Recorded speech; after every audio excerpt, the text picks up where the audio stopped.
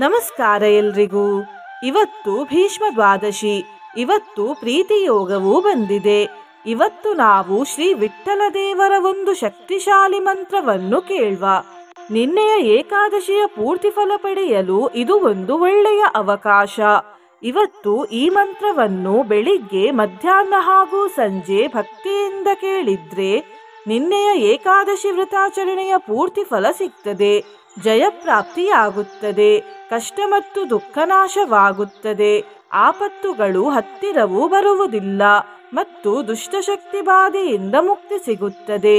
ಮಂತ್ರ ಕೇಳುವ ಮೊದಲು ವಿಠ್ಠಲ ಹೆಸರಿನ ಅರ್ಥವನ್ನು ತಿಳ್ಕೊಳ್ಳುವ. ವಿಠ್ಠಲ ಅನ್ನುವ ಹೆಸರು 2 ಪದಗಳಿಂದ ಆಗಿರುವುದು, ವಿಠ್ಠ ಮತ್ತು ಲ. ವಿಠ್ಠ ಅಂದರೆ ಅಜ್ಞಾನ ಮತ್ತು ಲ ಅಂದರೆ ಸ್ವೀಕರಿಸುವವರು. ಹಾಗಾಗಿ ಯಾರು ಅಜ್ಞಾನಿಗಳನ್ನು ಕೂಡ ತಮ್ಮ ಭಕ್ತರನ್ನಾಗಿ ಸ್ವೀಕರಿಸುತ್ತಾರೋ ಅವರು ವಿಠ್ಠಲ ದೇವರು.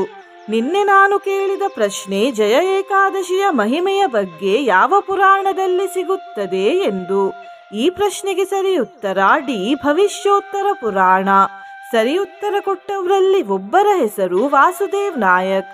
ವಾಸುದೇವ್ ಅವರೇ ಈ ಮಂತ್ರವನ್ನು ಇವತ್ತು ಭಕ್ತಿಯಿಂದ ಕೇಳಿ ಅಂತ ಹೇಳ್ತಾ ಇವತ್ತಿನ ಪ್ರಶ್ನೆಯನ್ನು ನೋಡುವ. ವಿಠ್ಠಲ ದೇವರು ಯಾವುದರ ಮೇಲೆ ನಿಂತಿದ್ದಾರೆ? ಎ ಹೂವು, ಬಿ ಕರ್ಪೂರ, ಸಿ ಗೋಪಿಚಂದನ, ಡಿ ಇಟ್ಟಿಗೆ. ಈ ಪ್ರಶ್ನೆಗೆ ಸರಿಯುತ್ತರ ಕೊಟ್ಟವರಲ್ಲಿ ಒಬ್ಬರ ಹೆಸರನ್ನು ನಾಳಿನ ವಿಡಿಯೋದಲ್ಲಿ ಹೇಳ್ತೇನೆ. ಬನ್ನಿ ಈಗ ಈ ಶಕ್ತಿಶಾಲಿ ಭೀಷ್ಮ ದ್ವಾದಶಿ ಮಂತ್ರವನ್ನು 108 ಬಾರಿ ಭಕ್ತಿಯಿಂದ ಕೇಳುವ. ಅದಕ್ಕಿಂತ ಮುಂಚೆ ಜೈ ವಿಠ್ಠಲ ರುಕುಮಾಯಿ ಅಂತ ಕಮೆಂಟ್ ಮಾಡಿ. ಚಾನಲಿಗೆ ಹೊಸಬ್ರಾಗಿದ್ರೆ ಚಾನಲ್ ಅನ್ನು ಸಬ್ಸ್ಕ್ರೈಬ್ ಮಾಡಿ. ಹತ್ರ ಇರುವ ಬೆಲ್ ಬಟನ್ ಪ್ರೆಸ್ ಮಾಡಿ. ಆಲ್ ಅನ್ನುವ ಆಪ್ಷನ್ ಅನ್ನು ಸಿಲೆಕ್ಟ್ ಮಾಡಿ. ಶ್ರೀಮದ್ಗಿರಿಧರ ಪದಯುಗ ಸೇವನ ಪರಿನಿಷ್ಠ ಹೃತ್ಸರೋಜಶ್ಚ ವಂಶಸ್ಥಾಪಿತ ಮಹಿಮಾ ಜಗತಿ ಶ್ರೀ ವಿಠ್ಠಲೋ ಜಯತಿ. ಪಾಲಿತ ಭಕ್ತ ಸಮಾಜೋ ವ್ರಜಭುವಿ ವಿಶದೀಕೃತೈಕ ನವರತ್ನಃ. ಶ್ರೀಮದ್ಗಿರಿಧರ ಪದಯುಗ ಸೇವನ ಪರಿನಿಷ್ಠ ಹೃತ್ಸರೋಜಶ್ಚ ವಂಶಸ್ಥಾಪಿತ ಮಹಿಮಾ ಜಗತಿ ಶ್ರೀ ವಿಠ್ಠಲೋ ಜಯತಿ. ಪಾಲಿತ ಭಕ್ತ ಸಮಾಜೋ ವ್ರಜಭುವಿ ವಿಶದೀಕೃತೈಕ ನವರತ್ನಃ.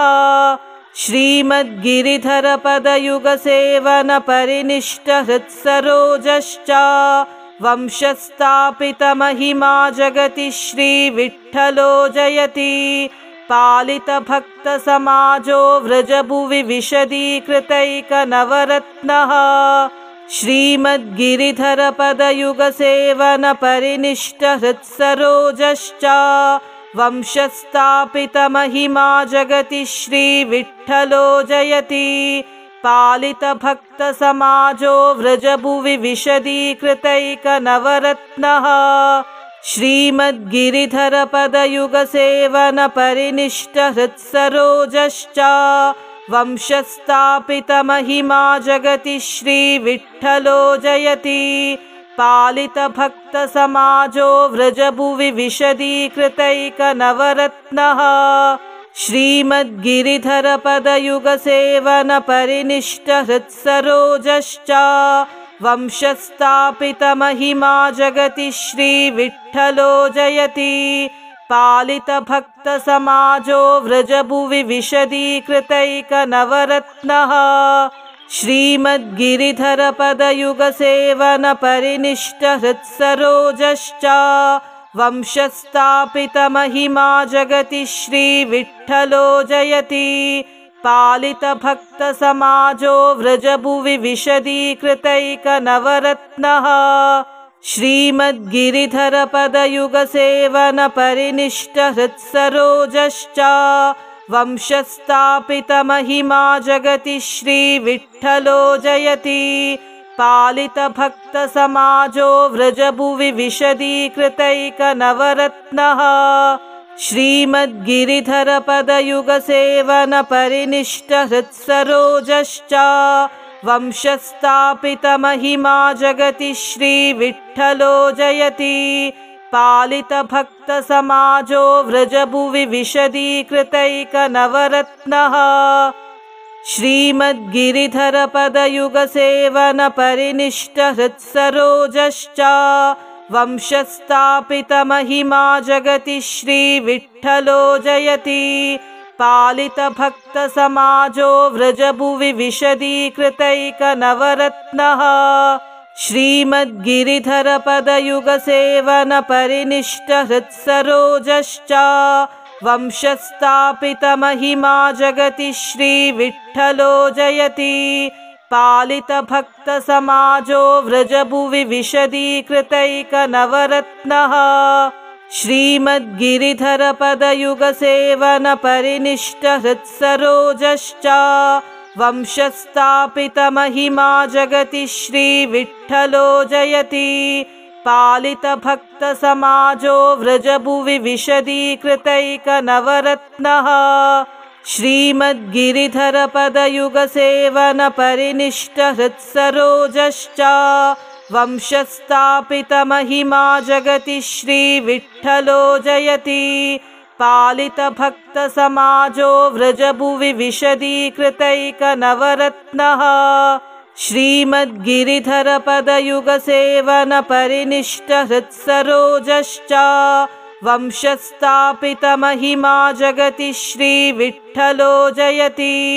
पालितभक्तसमाजो व्रजभुवि विशदीकृतैकनवरत्नः श्रीमद्गिरिधरपदयुगसेवनपरिनिष्टहृत्सरोजश्च वंशस्थापितमहिमा जगति श्रीविठ्ठलो जयति। पालितभक्तसमाजो व्रजभुवि विशदीकृतैकनवरत्नः श्रीमद्गिरिधरपदयुगसेवनपरिनिष्टहृत्सरोजश्च वंशस्थापितमहिमा जगति श्रीविठ्ठलो जयति। पालितभक्तसमाजो व्रजभुवि विशदीकृतैकनवरत्नः श्रीमद्गिरिधरपदयुगसेवनपरिनिष्टहृत्सरोजश्च वंशस्थापितमहिमा जगति श्रीविठ्ठलो जयति। पालितभक्तसमाजो व्रजभुवि विशदीकृतैकनवरत्नः श्रीमद्गिरिधरपदयुगसेवनपरिनिष्टहृत्सरोजश्च वंशस्थापितमहिमा जगति श्रीविठ्ठलो जयति। पालितभक्तसमाजो व्रजभुवि विशदीकृतैकनवरत्नः श्रीमद्गिरिधरपदयुगसेवनपरिनिष्टहृत्सरोजश्च वंशस्थापितमहिमा जगति श्रीविठ्ठलो जयति। पालितभक्तसमाजो व्रजभुवि विशदीकृतैकनवरत्नः श्रीमद्गिरिधरपदयुगसेवनपरिनिष्टहृत्सरोजश्च वंशस्थापितमहिमा जगति श्रीविठ्ठलो जयति। पालितभक्तसमाजो व्रजभुवि विशदीकृतैकनवरत्नः श्रीमद्गिरिधरपदयुगसेवनपरिनिष्टहृत्सरोजश्च वंशस्थापितमहिमा जगति श्रीविठ्ठलो जयति। पालितभक्तसमाजो व्रजभुवि विशदीकृतैकनवरत्नः श्रीमद्गिरिधरपदयुगसेवनपरिनिष्टहृत्सरोजश्च वंशस्थापितमहिमा जगति श्रीविठ्ठलो जयति। पालितभक्तसमाजो व्रजभुवि विशदीकृतैकनवरत्नः श्रीमद्गिरिधरपदयुगसेवनपरिनिष्टहृत्सरोजश्च वंशस्थापितमहिमा जगति श्रीविठ्ठलो जयति। पालितभक्तसमाजो व्रजभुवि विशदीकृतैकनवरत्नः श्रीमद्गिरिधरपदयुगसेवनपरिनिष्टहृत्सरोजश्च वंशस्थापितमहिमा जगति श्रीविठ्ठलो जयति। पालितभक्तसमाजो व्रजभुवि विशदीकृतैकनवरत्नः श्रीमद्गिरिधरपदयुगसेवनपरिनिष्टहृत्सरोजश्च वंशस्थापितमहिमा जगति श्रीविठ्ठलो जयति पालितभक्तसमाजो व्रजभुवि विशदीकृतैकनवरत्नः श्रीमद्गिरिधरपदयुगसेवनपरिनिष्टहृत्सरोजश्च वंशस्थापितमहिमा जगति श्रीविठ्ठलो जयति पालितभक्तसमाजो व्रजभुवि विशदीकृतैकनवरत्नः श्रीमद्गिरिधरपदयुगसेवनपरिनिष्टहृत्सरोजश्च वंशस्थापितमहिमा जगति श्रीविठ्ठलो जयति पालितभक्तसमाजो व्रजभुवि विशदीकृतैकनवरत्नः श्रीमद्गिरिधरपदयुगसेवनपरिनिष्टहृत्सरोजश्च वंशस्थापितमहिमा जगति श्रीविठ्ठलो जयति पालितभक्तसमाजो व्रजभुवि विशदीकृतैकनवरत्नः श्रीमद्गिरिधरपदयुगसेवनपरिनिष्टहृत्सरोजश्च वंशस्थापितमहिमा जगति श्रीविठ्ठलो जयति पालितभक्तसमाजो व्रजभुवि विशदीकृतैकनवरत्नः श्रीमद्गिरिधरपदयुगसेवनपरिनिष्टहृत्सरोजश्च वंशस्थापितमहिमा जगति श्रीविठ्ठलो जयति पालितभक्तसमाजो व्रजभुवि विशदीकृतैकनवरत्नः श्रीमद्गिरिधरपदयुगसेवनपरिनिष्टहृत्सरोजश्च वंशस्थापितमहिमा जगति श्रीविठ्ठलो जयति पालितभक्तसमाजो व्रजभुवि विशदीकृतैकनवरत्नः श्रीमद्गिरिधरपदयुगसेवनपरिनिष्टहृत्सरोजश्च वंशस्थापितमहिमा जगति श्रीविठ्ठलो जयति पालितभक्तसमाजो व्रजभुवि विशदीकृतैकनवरत्नः श्रीमद्गिरिधरपदयुगसेवनपरिनिष्टहृत्सरोजश्च वंशस्थापितमहिमा जगति श्रीविठ्ठलो जयति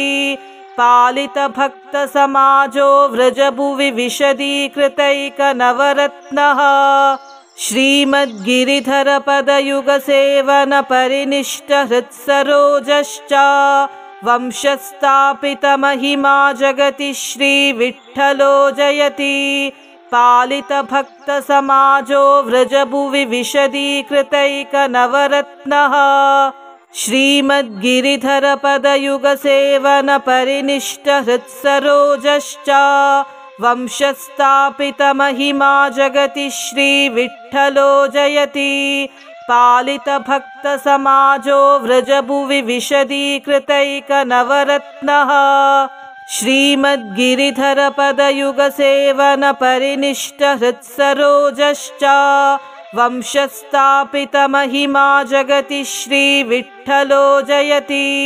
पालितभक्तसमाजो व्रजभुवि विशदीकृतैकनवरत्नः श्रीमद्गिरिधरपदयुगसेवनपरिनिष्टहृत्सरोजश्च वंशस्थापितमहिमा जगति श्रीविठ्ठलो जयति पालितभक्तसमाजो व्रजभुवि विशदीकृतैकनवरत्नः श्रीमद्गिरिधरपदयुगसेवनपरिनिष्टहृत्सरोजश्च वंशस्थापितमहिमा जगति श्रीविठ्ठलो जयति पालितभक्तसमाजो व्रजभुवि विशदीकृतैकनवरत्नः श्रीमद्गिरिधरपदयुगसेवनपरिनिष्टहृत्सरोजश्च वंशस्थापितमहिमा जगति श्रीविठ्ठलो जयति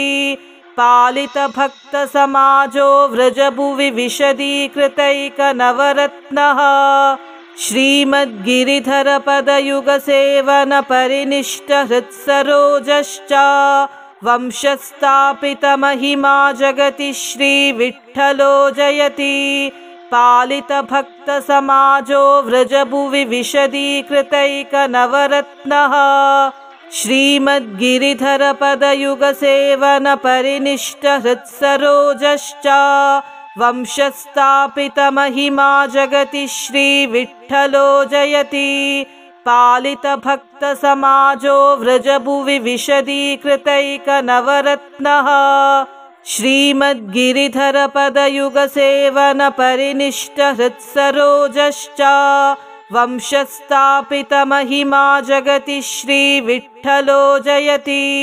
पालितभक्तसमाजो व्रजभुवि विशदीकृतैकनवरत्नः श्रीमद्गिरिधरपदयुगसेवनपरिनिष्टहृत्सरोजश्च वंशस्थापितमहिमा जगति श्रीविठ्ठलो जयति पालितभक्तसमाजो व्रजभुवि विशदीकृतैकनवरत्नः श्रीमद्गिरिधरपदयुगसेवनपरिनिष्टहृत्सरोजश्च वंशस्थापितमहिमा जगति श्रीविठ्ठलो जयति पालितभक्तसमाजो व्रजभुवि विशदीकृतैकनवरत्नः श्रीमद्गिरिधरपदयुगसेवनपरिनिष्टहृत्सरोजश्च वंशस्थापितमहिमा जगति श्रीविठ्ठलो जयति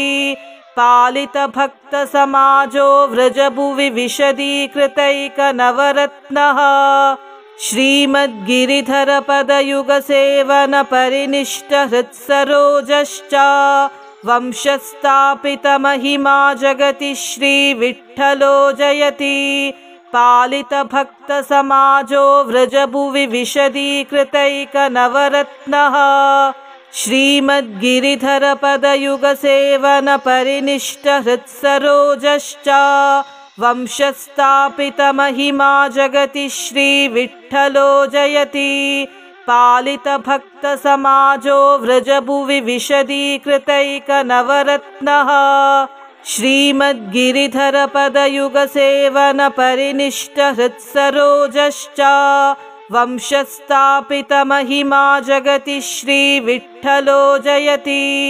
पालितभक्तसमाजो व्रजभुवि विशदीकृतैकनवरत्नः श्रीमद्गिरिधरपदयुगसेवनपरिनिष्टहृत्सरोजश्च वंशस्थापितमहिमा जगति श्रीविठ्ठलो जयति पालितभक्तसमाजो व्रजभुवि विशदीकृतैकनवरत्नः श्रीमद्गिरिधरपदयुगसेवनपरिनिष्टहृत्सरोजश्च वंशस्थापितमहिमा जगति श्रीविठ्ठलो जयति पालितभक्तसमाजो व्रजभुवि विशदीकृतैकनवरत्नः श्रीमद्गिरिधरपदयुगसेवनपरिनिष्टहृत्सरोजश्च वंशस्थापितमहिमा जगति श्रीविठ्ठलो जयति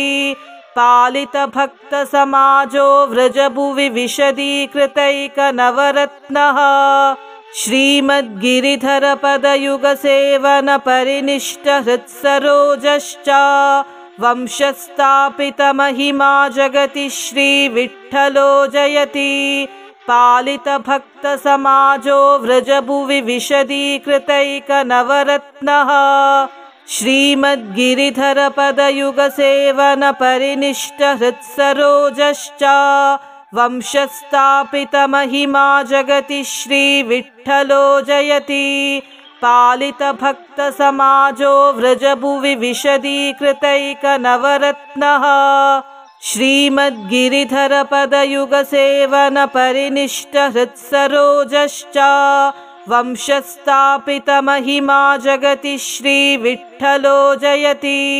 पालितभक्तसमाजो व्रजभुवि विशदीकृतैकनवरत्नः श्रीमद्गिरिधरपदयुगसेवनपरिनिष्टहृत्सरोजश्च वंशस्थापितमहिमा जगति श्रीविठ्ठलो जयति पालितभक्तसमाजो व्रजभुवि विशदीकृतैकनवरत्नः श्रीमद्गिरिधरपदयुगसेवनपरिनिष्टहृत्सरोजश्च वंशस्थापितमहिमा जगति श्रीविठ्ठलो जयति।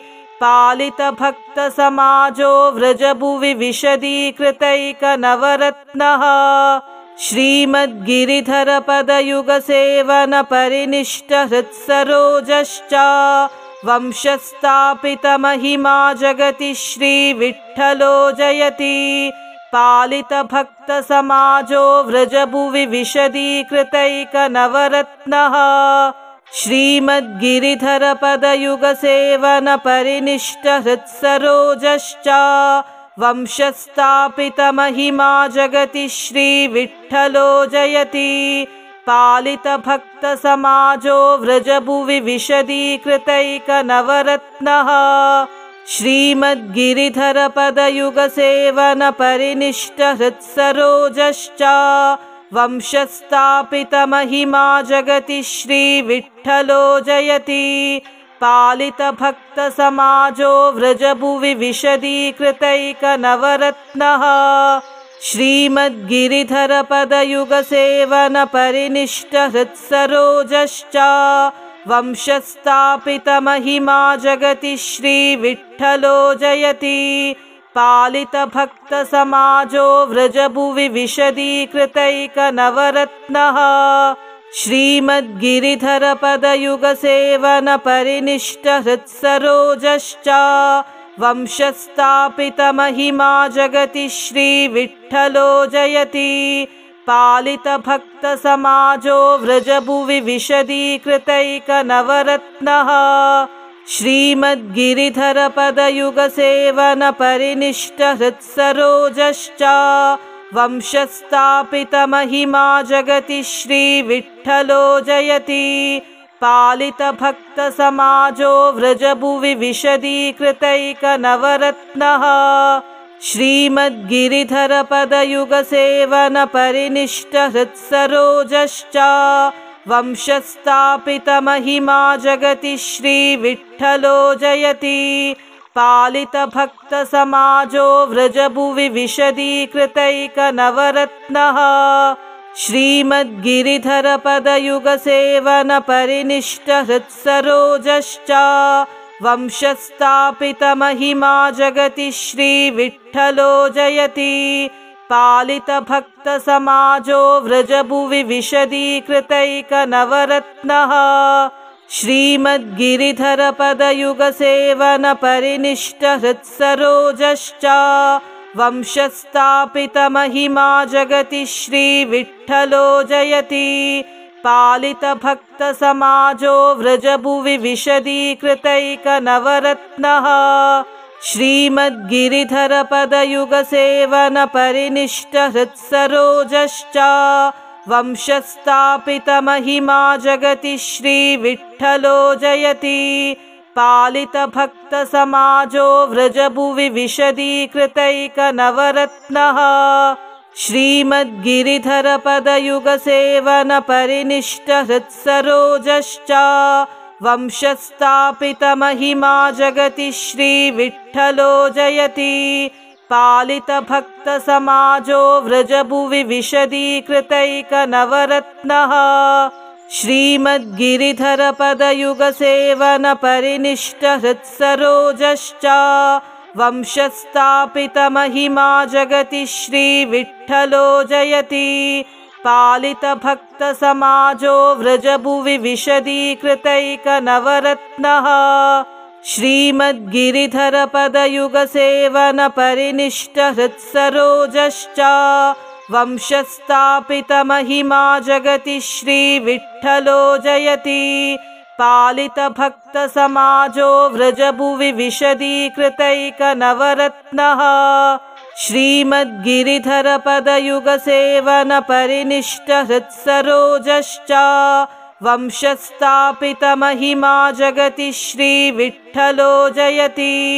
पालितभक्तसमाजो व्रजभुवि विशदीकृतैकनवरत्नः श्रीमद्गिरिधरपदयुगसेवनपरिनिष्टहृत्सरोजश्च वंशस्थापितमहिमा जगति श्रीविठ्ठलो जयति पालितभक्तसमाजो व्रजभुवि विशदीकृतैकनवरत्नः श्रीमद्गिरिधरपदयुगसेवनपरिनिष्टहृत्सरोजश्च वंशस्थापितमहिमा जगति श्रीविठ्ठलो जयति पालितभक्तसमाजो व्रजभुवि विशदीकृतैकनवरत्नः श्रीमद्गिरिधरपदयुगसेवनपरिनिष्टहृत्सरोजश्च वंशस्थापितमहिमा जगति श्रीविठ्ठलो जयति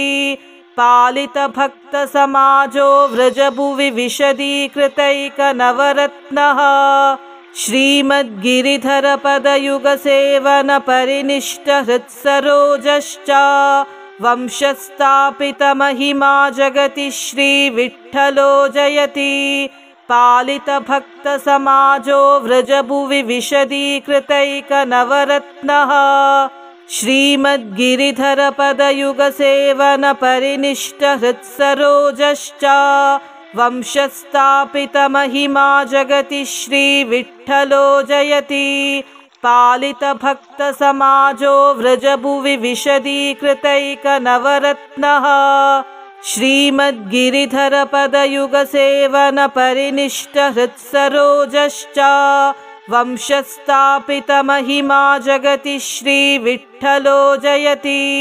पालितभक्तसमाजो व्रजभुवि विशदीकृतैकनवरत्नः श्रीमद्गिरिधरपदयुगसेवनपरिनिष्टहृत्सरोजश्च वंशस्थापितमहिमा जगति श्रीविठ्ठलो जयति पालितभक्तसमाजो व्रजभुवि विशदीकृतैकनवरत्नः श्रीमद्गिरिधरपदयुगसेवनपरिनिष्टहृत्सरोजश्च वंशस्थापितमहिमा जगति श्रीविठ्ठलो जयति पालितभक्तसमाजो व्रजभुवि विशदीकृतैकनवरत्नः श्रीमद्गिरिधरपदयुगसेवनपरिनिष्टहृत्सरोजश्च वंशस्थापितमहिमा जगति श्रीविठ्ठलो जयति पालितभक्तसमाजो व्रजभुवि विशदीकृतैकनवरत्नः श्रीमद्गिरिधरपदयुगसेवनपरिनिष्टहृत्सरोजश्च वंशस्थापितमहिमा जगति श्रीविठ्ठलो जयति पालितभक्तसमाजो व्रजभुवि विशदीकृतैकनवरत्नः श्रीमद्गिरिधरपदयुगसेवनपरिनिष्टहृत्सरोजश्च वंशस्थापितमहिमा जगति श्रीविठ्ठलो जयति पालितभक्तसमाजो व्रजभुवि विशदीकृतैकनवरत्नः श्रीमद्गिरिधरपदयुगसेवनपरिनिष्टहृत्सरोजश्च वंशस्थापितमहिमा जगति श्रीविठ्ठलो जयति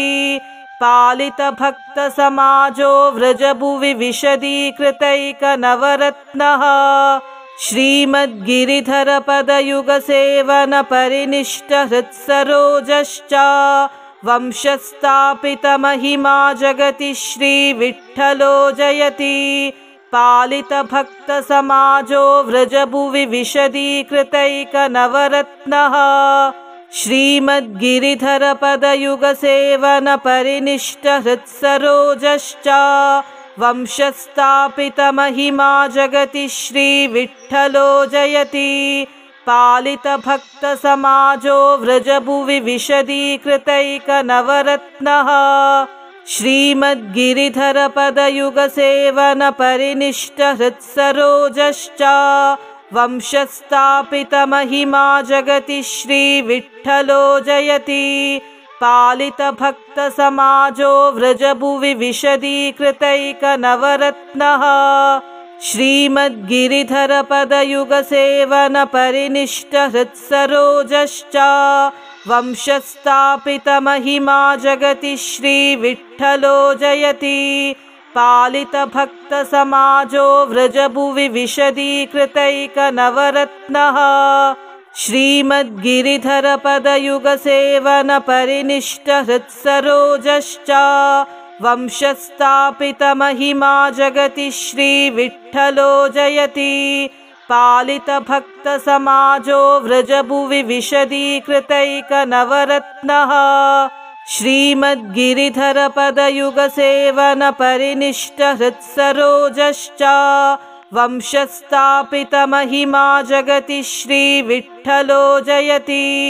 पालितभक्तसमाजो व्रजभुवि विशदीकृतैकनवरत्नः श्रीमद्गिरिधरपदयुगसेवनपरिनिष्टहृत्सरोजश्च वंशस्थापितमहिमा जगति श्रीविठ्ठलो जयति पालितभक्तसमाजो व्रजभुवि विशदीकृतैकनवरत्नः श्रीमद्गिरिधरपदयुगसेवनपरिनिष्टहृत्सरोजश्च वंशस्थापितमहिमा जगति श्रीविठ्ठलो जयति पालितभक्तसमाजो व्रजभुवि विशदीकृतैकनवरत्नः श्रीमद्गिरिधरपदयुगसेवनपरिनिष्टहृत्सरोजश्च वंशस्थापितमहिमा जगति श्रीविठ्ठलो जयति पालितभक्तसमाजो व्रजभुवि विशदीकृतैकनवरत्नः श्रीमद्गिरिधरपदयुगसेवनपरिनिष्टहृत्सरोजश्च वंशस्थापितमहिमा जगति श्रीविठ्ठलो जयति पालितभक्तसमाजो व्रजभुवि विशदीकृतैकनवरत्नः श्रीमद्गिरिधरपदयुगसेवनपरिनिष्टहृत्सरोजश्च वंशस्थापितमहिमा जगति श्रीविठ्ठलो जयति पालितभक्तसमाजो व्रजभुवि विशदीकृतैकनवरत्नः श्रीमद्गिरिधरपदयुगसेवनपरिनिष्टहृत्सरोजश्च वंशस्थापितमहिमा जगति श्रीविठ्ठलो जयति पालितभक्तसमाजो व्रजभुवि विशदीकृतैकनवरत्नः श्रीमद्गिरिधरपदयुगसेवनपरिनिष्टहृत्सरोजश्च वंशस्थापितमहिमा जगति श्रीविठ्ठलो जयति पालितभक्तसमाजो व्रजभुवि विशदीकृतैकनवरत्नः श्रीमद्गिरिधरपदयुगसेवनपरिनिष्टहृत्सरोजश्च वंशस्थापितमहिमा जगति श्रीविठ्ठलो जयति पालितभक्तसमाजो व्रजभुवि विशदीकृतैकनवरत्नः श्रीमद्गिरिधरपदयुगसेवनपरिनिष्टहृत्सरोजश्च वंशस्थापितमहिमा जगति श्रीविठ्ठलो जयति पालितभक्तसमाजो व्रजभुवि विशदीकृतैकनवरत्नः श्रीमद्गिरिधरपदयुगसेवनपरिनिष्टहृत्सरोजश्च वंशस्थापितमहिमा जगति श्रीविठ्ठलो जयति पालितभक्तसमाजो व्रजभुवि विशदीकृतैकनवरत्नः श्रीमद्गिरिधरपदयुगसेवनपरिनिष्टहृत्सरोजश्च वंशस्थापितमहिमा जगति श्रीविठ्ठलो जयति पालितभक्तसमाजो व्रजभुवि विशदीकृतैकनवरत्नः श्रीमद्गिरिधरपदयुगसेवनपरिनिष्टहृत्सरोजश्च वंशस्थापितमहिमा जगति श्रीविठ्ठलो जयति पालितभक्तसमाजो व्रजभुवि विशदीकृतैकनवरत्नः श्रीमद्गिरिधरपदयुगसेवनपरिनिष्टहृत्सरोजश्च वंशस्थापितमहिमा जगति श्रीविठ्ठलो जयति पालितभक्तसमाजो व्रजभुवि विशदीकृतैकनवरत्नः श्रीमद्गिरिधरपदयुगसेवनपरिनिष्टहृत्सरोजश्च वंशस्थापितमहिमा जगति श्रीविठ्ठलो जयति पालितभक्तसमाजो व्रजभुवि विशदीकृतैकनवरत्नः श्रीमद्गिरिधरपदयुगसेवनपरिनिष्टहृत्सरोजश्च वंशस्थापितमहिमा जगति श्रीविठ्ठलो जयति पालितभक्तसमाजो व्रजभुवि विशदीकृतैकनवरत्नः श्रीमद्गिरिधरपदयुगसेवनपरिनिष्टहृत्सरोजश्च वंशस्थापितमहिमा जगति श्रीविठ्ठलो जयति पालितभक्तसमाजो व्रजभुवि विशदीकृतैकनवरत्नः श्रीमद्गिरिधरपदयुगसेवनपरिनिष्टहृत्सरोजश्च वंशस्थापितमहिमा जगति श्रीविठ्ठलो जयति पालितभक्तसमाजो व्रजभुवि विशदीकृतैकनवरत्नः श्रीमद्गिरिधरपदयुगसेवनपरिनिष्टहृत्सरोजश्च वंशस्थापितमहिमा जगति श्रीविठ्ठलो जयति पालितभक्तसमाजो व्रजभुवि विशदीकृतैकनवरत्नः श्रीमद्गिरिधरपदयुगसेवनपरिनिष्टहृत्सरोजश्च वंशस्थापितमहिमा जगति श्रीविठ्ठलो जयति पालितभक्तसमाजो व्रजभुवि विशदीकृतैकनवरत्नः श्रीमद्गिरिधरपदयुगसेवनपरिनिष्टहृत्सरोजश्च वंशस्थापितमहिमा जगति श्रीविठ्ठलो जयति पालितभक्तसमाजो व्रजभुवि विशदीकृतैकनवरत्नः